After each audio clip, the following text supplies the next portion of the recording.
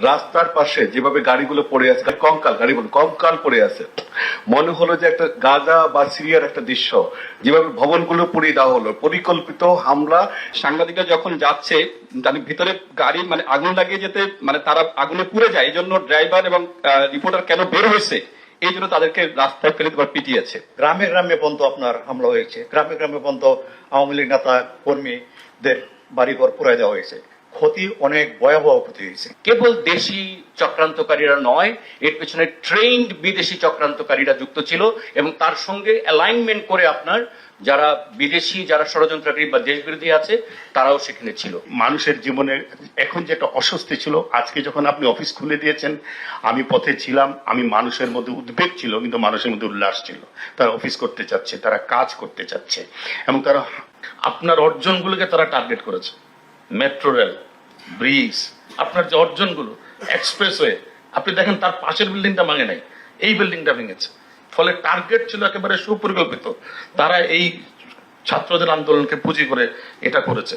রাষ্ট্রের তিনটি স্তম্ভকে অকেজো করে চতুর্থ স্তম্ভ গণমাধ্যমকে অকেজো করতে হবে।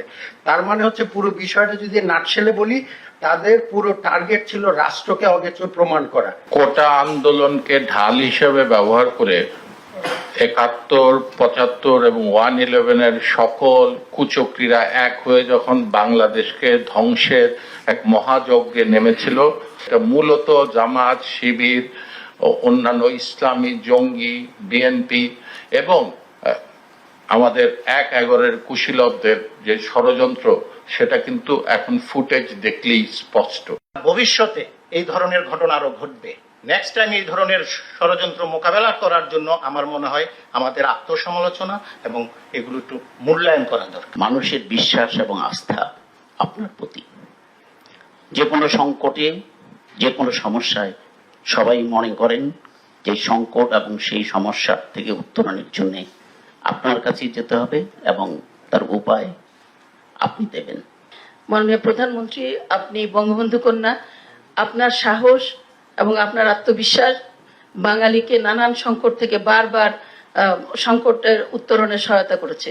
আমরা যারা মুক্তিযুদ্ধের পক্ষে আছি, আমরা মুক্তিযুদ্ধ যারা করেছি, যারা এদেশে বঙ্গবন্ধুর স্বপ্নকে লালন করি, আমাদের এখন দায়িত্ব হচ্ছে এই পুরো পরিস্থিতিটাকে মূল্যায়ন করে আমরা যেন একসঙ্গে একত্রিতভাবে একটা ঐক্যবদ্ধ ভূমিকা পালন করতে পারি। যে লোক চলে আসা, এরা ঢাকা ঠিক বাইরের পেরিফেরিতে থেকে ওই এক এক জায়গা থেকে যারা যে দিক থেকে আসছে এবং সমস্ত বাংলাদেশ থেকে এই শিবির, জামাত এরা কিন্তু ঢুকে আসছে, সাথে সাথে ছাত্র দলেরও ক্যাডাররা কিন্তু সক্রিয় ছিল।